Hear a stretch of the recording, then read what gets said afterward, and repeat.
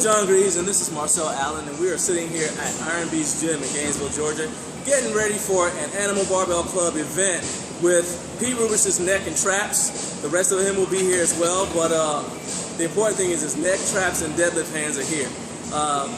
Pete is an accomplished powerlifter, and one thing we want to talk about before we get started with all the craziness is, Pete, how do you go about deciding which meets you want to do during the year? Well, typically I like to do a meet every like 12 weeks or so.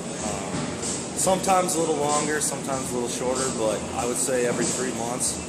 I just like to have a meet set because it gives me a goal to shoot for, and I feel like you progress a lot better when you have like something, a goal you're working towards. So I don't really like taking extended off seasons for that reason.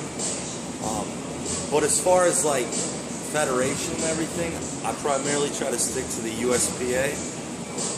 I've just been doing their meets for a while, and I pretty much always know what I'm going to get as far as like the equipment, how strict they are, things like that.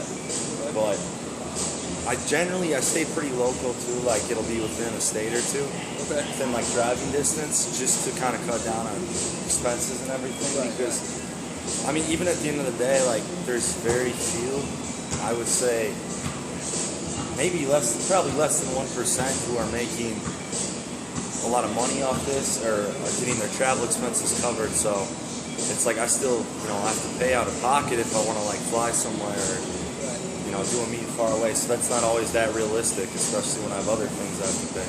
Now, do you start out at the beginning of the year going powerlifting, watching whatever, and say, okay, let me see what's coming up 12 weeks out? Do you have like specific meets that you just enjoy doing every year, or is it just every 12 weeks you start looking around to see what's out there? Yeah, I'd say it's more every 12 weeks I just kind of see what's out there and I pick one out. I don't really like plan them out too far in advance. I'll kind of do it one at a time. But once I've got one out of the way, I'm pretty much already looking 12 weeks ahead. What's up? Yeah, I want to keep getting that total up. So I'll find one, do that, pick another one, and generally just see what's in the area. Now, do you do a 12 weeks in between because that's how your training cycle runs, or are you just spacing yourself out like that for rejuvenation and stuff like that? I would say more so the latter, because it gives me a little time to kind of bring the weights back down, rest up for a little bit, and it gives me enough time that if any injuries crop up during the training cycle, I'm still okay. Because at this point now, there's always something. It may not be that serious, but there's always some lingering injuries. The most serious one right now, I'm still trying to get over the shoulder injury. It's my rotator cuff over here, so we'll see how that affects my bench coming up at this meet. But then I also have like a little tweaked lat, a little forearm tweak. So there's always something, and that way you can kind of, if you have to miss a week or two or even 3, you're still okay. Well, appreciate it. We're about to get into this ABC. I know Pete's going to put on another great seminar. Thanks for your time.